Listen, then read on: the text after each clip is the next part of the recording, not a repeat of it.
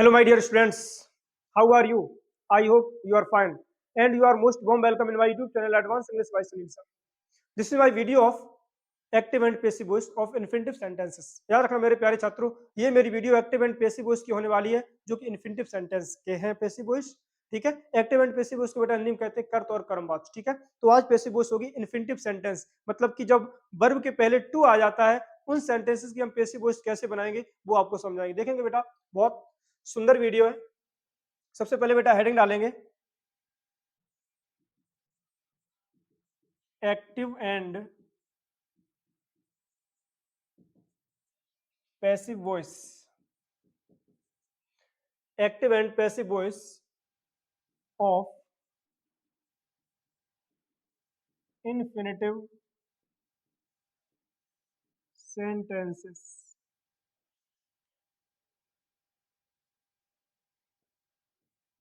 देखेंगे active and passive voice of infinitive sentences. Infinitive sentence की passive voice देखेंगे। कहने का मतलब बेटा, जब भी किसी वर्ब के पहले टू का प्रयोग हो, टीओ का प्रयोग, तो वो बेटा जो सेंटेंस होगा वो कहलाएगा इन्फिनिटिव सेंटेंस। ठीक है, एग्जांपल्स देखेंगे। फर्स्ट एग्जांपल, जैसे मैंने कहा,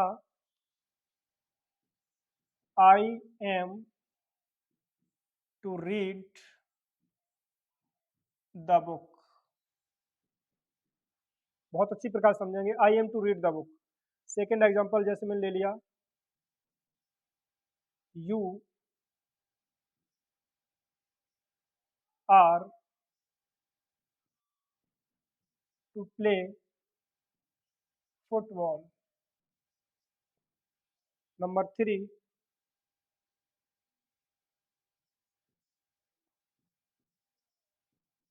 दे are to read the newspaper. Number four, I am going to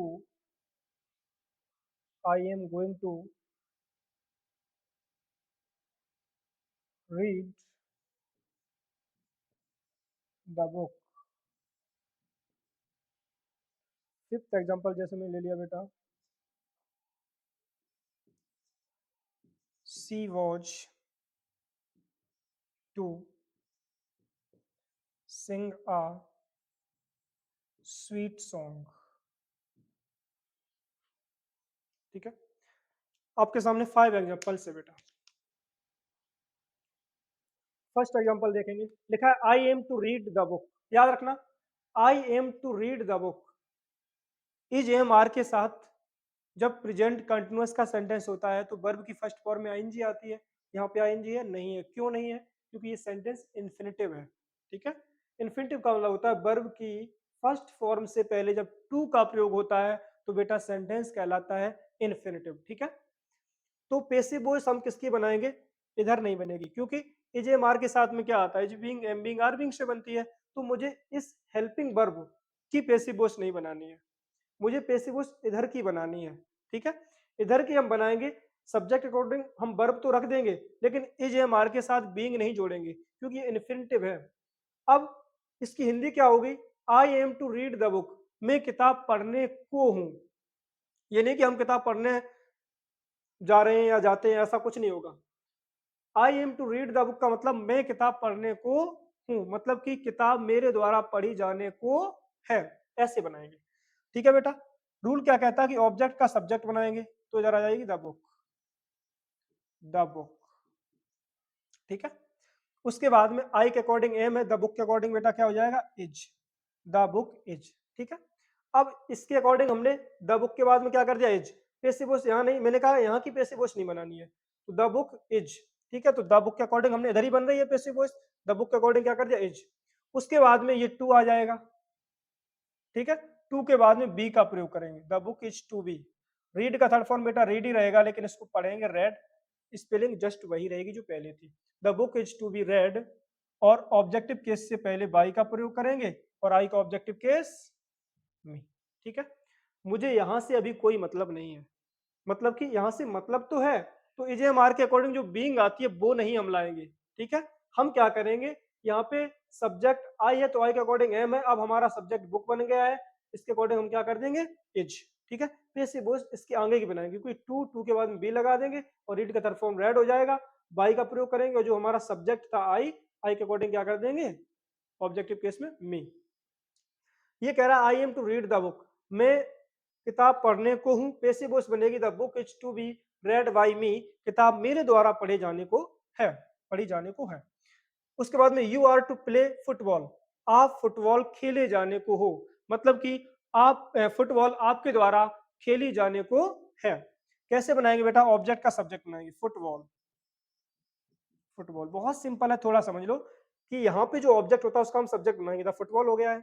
football के बाद में क्या करेंगे, एक वचन है तो इज का प्रयोग कर देंगे, यहाँ पे यू के अकॉर्डिंग आर था, अब फुटबॉल सिंगुलर है तो हमने क्या कर दिया बेटा, इज, क्योंकि एक वचन कर्ता के साथ साइकिल एज का प्रयोग करेंगे, बहुवचन कर्ता के साथ आर का प्रयोग करेंगे और आई के साथ एम का प्रयोग करेंगे, तो फुटबॉल इज। ठीक है, उसके बाद में बी का प्रयोग कर देंगे, बी से पहले टू का लगाएंगे, टू का प्रयोग करेंगे, फुटबॉल इज टू, टू के बाद बी, क्योंकि इसकी पैसिव वॉइस कैसे बनाएंगे, मतलब कि object plus helping verb plus to plus B three, B three का मतलब प्ले का थर्ड फॉर्म क्या हो जाएगा, प्लेड।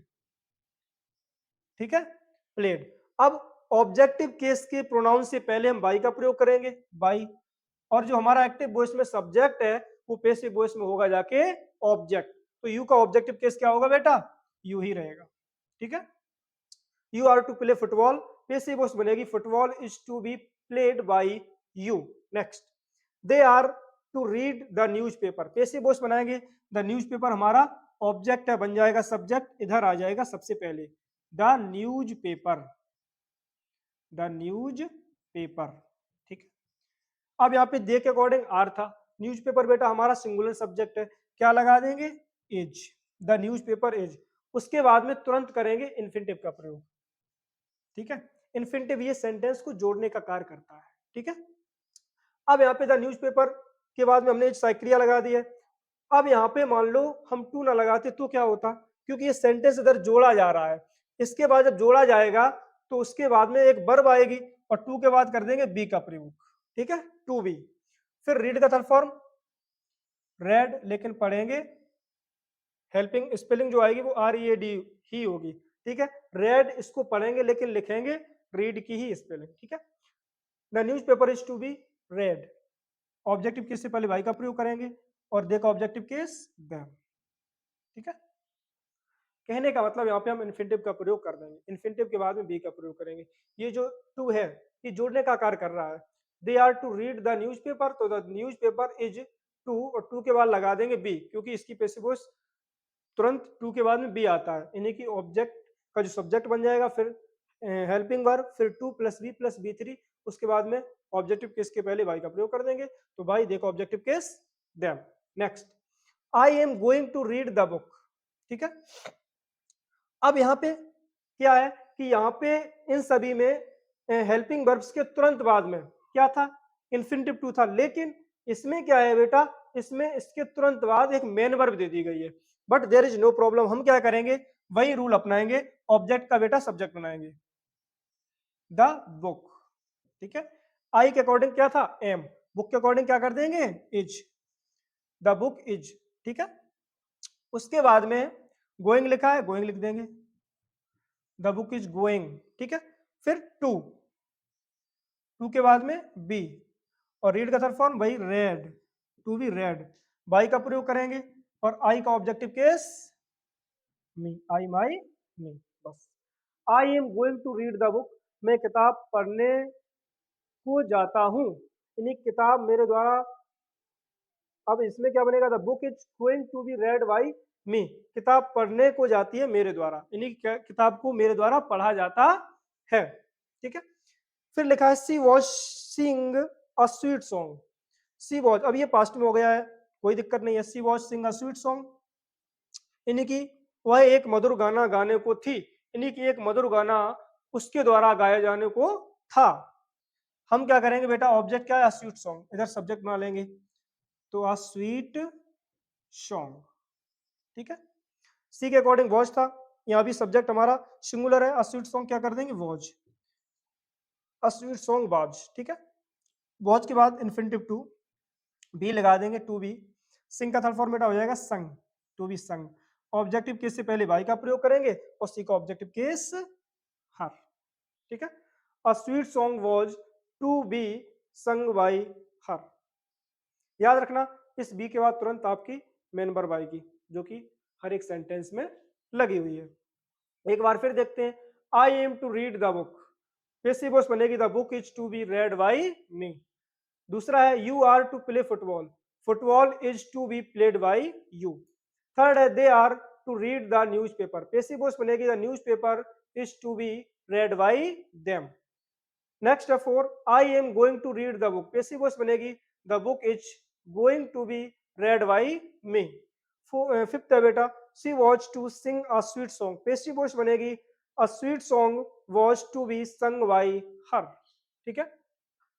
इसके कुछ एग्जांपल्स और देखते हैं जो दूसरी कैटेगरीज के होंगे, इसमें से भी कुछ ले लेंगे और दूसरी कैटेगरीज। 5 हो गए थे, एग्जांपल नंबर 6 देखेंगे।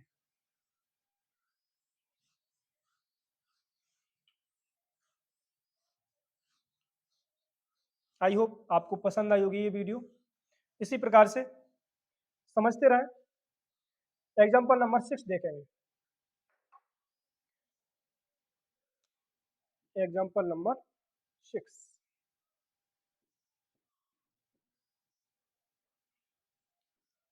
नंबर 6 जैसे मैंने कहा, I was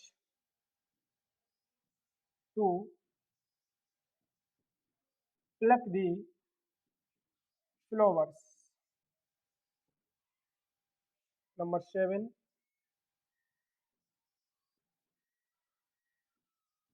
they were to buy, they were to buy apples. Number 8, दूसरी कैटेगरी ले लेते हैं इन्फिनिटिव वाली, it is time to prepare the examination.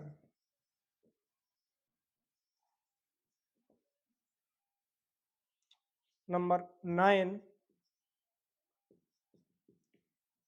it was time to it was time to play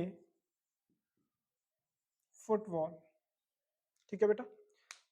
4 examples और मेरे सामने। First है बेटा, I was to pluck the flowers, passive voice बनाएंगे।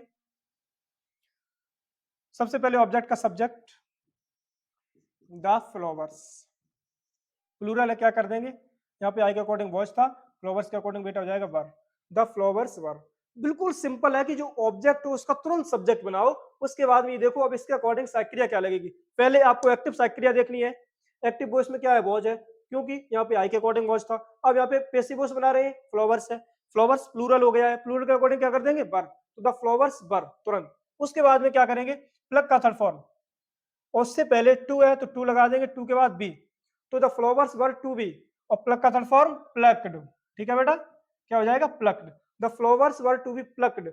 उसके पहले तुरंत, उसके तुरंत बाद वाई का प्रयोग कर देंगे, आई का ऑब्जेक्टिव केस मी, ठीक है। I was to pluck the flowers, मैं फूल तोड़ने को था, यानी कि फूलों को मेरे द्वारा तोड़े जाने को था।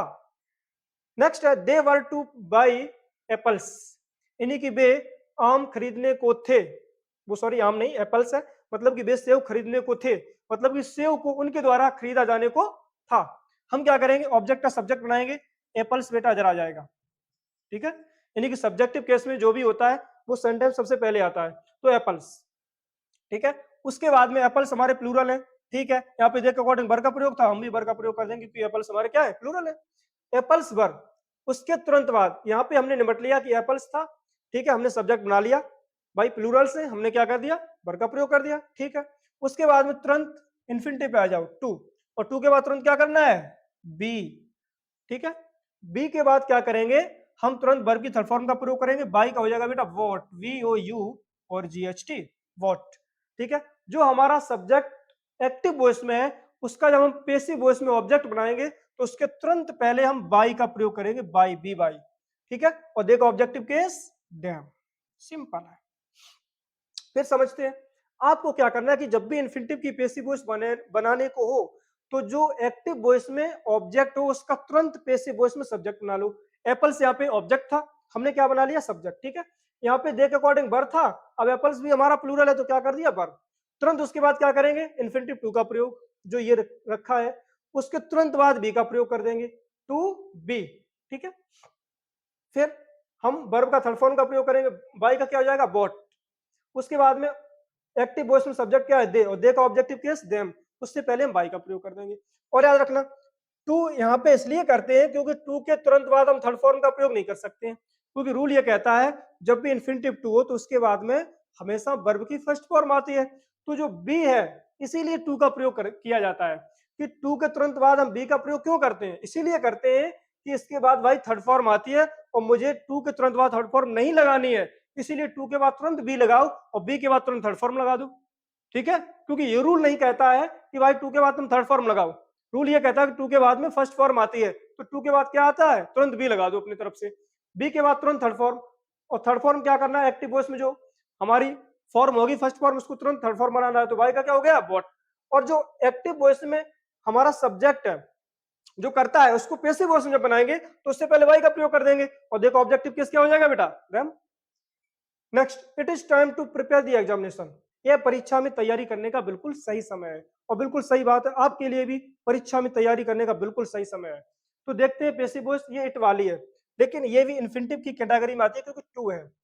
और याद रखना जहां भी इन्फिनिटिव टू मिलेगा उसके पहले हमेशा वर्ब की, जहां भी इन्फिनिटिव टू मिलेगा उसके तुरंत बाद वर्ब की फर्स्ट फॉर्म ही होगी, कभी सेकंड या थर्ड फॉर्म नहीं आएगी। तो it is time to prepare the examination, परीक्षा में तैयारी करने का बिल्कुल ठीक समय है, सही समय है, एक्यूरेट टाइम है। कैसे बनाएंगे बेटा, इट इज टाइम है, ये फ्रेज है तो इट इज टाइम हम भी लिख लेंगे, इट इज टाइम। ठीक है, इट इज टाइम लिख लिया। अब हम क्या करेंगे, फॉर का प्रयोग कर देंगे, इट इज टाइम फॉर। ठीक है, इट इज टाइम फॉर, उसके बाद में जो ऑब्जेक्ट है उसका सब्जेक्ट बनाएंगे, फॉर द एग्जामिनेशन। फॉर क्यों किया ये भी समझ लो। याद रखना टाइम एक नाउन है और वैसे इट इज टाइम पूरा फ्रेज है, उसके तुरंत बाद एग्जामिनेशन आ जाता it is time the examination तो ये पूरा फ्रेज नहीं होता। ठीक है, क्योंकि अब यहाँ पे टाइम और एग्जामिनेशन दोनों एक साथ में नाउन आ जाती, जबकि ऐसा संभव है ही नहीं, तो क्या करेंगे बीच में हम फॉर लगा देंगे। ठीक है, इट इज टाइम ये फ्रेज पूरा हम कर देंगे कंप्लीट, और जब टू आएगा, ठीक है, उससे पहले क्या करेंगे हम टू के स्थान पे बाई का फॉर का प्रयोग कर देंगे, बल्कि टू तो आएगा ही आएगा, अभी आगे आएगा, बट ये जो एग्जामिनेशन है यहाँ पे जो ऑब्जेक्ट आता है वो इस वाले नाउन से ना मिल पाए, इसलिए बीच में क्या कर देंगे फॉर, बीच में फॉर का प्रयोग कर देंगे, फॉर कर दिया तो it is time for the examination. अब ये टू है और रूल क्या कहता है, टू के बाद तुरंत बी का प्रयोग करेंगे, क्यों, क्योंकि यहाँ भी वर्ब है, जब वर्ब है भाई तो वर्ब के अब इसको हम थर्ड फॉर्म बनाएंगे, और यदि हम बी ना लगाते तो टू के बाद थर्ड फॉर्म इम्पॉसिबल है, संभव है ही नहीं, ये इम्पॉसिबल है, असंभव है, तो इसीलिए टू के बाद बी का प्रयोग कर देंगे। और प्रिपेयर का बेटा थर्ड फॉर्म क्या होगा, प्रिपेयर्ड, प्रिपेयर्ड। ठीक है, it is time for the examination to be prepared. ठीक है, अब क्या करेंगे, कुछ नहीं बचा है, चाहो तो अपनी तरफ से बाय यू का प्रयोग कर सकते हो। ठीक है, तो इट इज टाइम पूरा फ्रेज हमने लगा दिया, उसके बाद क्या करेंगे, जो ये टू आता है तो अब हम ऑब्जेक्ट का सब्जेक्ट बनाएंगे, इसीलिए जब ये दोनों का मिक्सअप ना हो पाए इसके पहले हम क्या कर देंगे, फॉर का प्रयोग, फिर ये हम ऑब्जेक्टिव केस लाएंगे, तो इट इज टाइम के बाद तुरंत फॉर लगाओ, उसके बाद जो ऑब्जेक्ट एक्टिव वॉइस में उसको लाओ, ये सब्जेक्ट बन जाएगा, it is time for the examination, फिर जो टू आता है उसको लगा दो, टू के बाद मुझे पता है बी लगाना है तो टू के बाद बी लगा दो, उसके बाद वर्ब की थर्ड फॉर्म प्रिपेयर क्या हो जाएगा, प्रिपेयर्ड। ठीक है, बाय यू कर देंगे। अब नेक्स्ट है, it was time to play football, it was time to play football, football खेलने का बिल्कुल सही समय था क्योंकि पास्ट का है, तो हम क्या करेंगे, फ्रेज है it was time, it was time. ठीक है, इट वॉज टाइम, ये फ्रेज हमने जो का त्यों रख दिया। कोई दिक्कत है? अभी कोई दिक्कत नहीं। हम क्या करेंगे, जब ये टू आता है, अब हम इसको ऑब्जेक्ट को, इस ऑब्जेक्ट को सब्जेक्ट बनाएंगे। इससे पहले हम फॉर का प्रयोग कर देंगे, इतना समझ लो कि इट इज टाइम के बाद तुरंत मुझे फॉर का प्रयोग करना ही है, करना ही है, करना ही है। ठीक है, इट इज टाइम फॉर लगा दिया।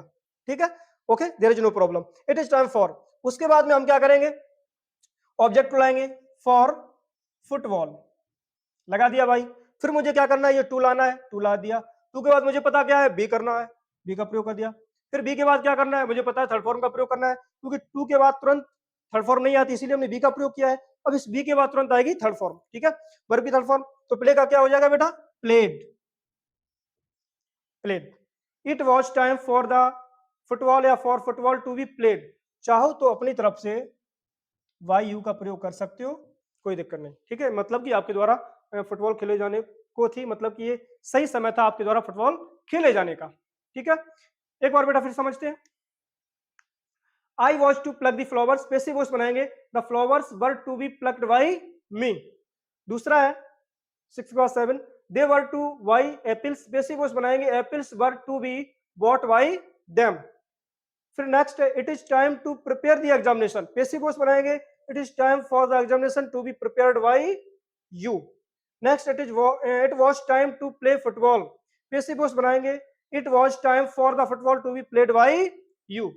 और आपके लिए भी एक पैसिव वॉइस है होमवर्क के तौर पे, it is time to subscribe my channel. आपको पैसिव वॉइस बनानी है, it is time to subscribe my channel. Passive voice बनाएंगे, कैसे बनेगी, चलो बता ही दे रहे हैं। It is time for, it is time for my channel to be subscribed by you.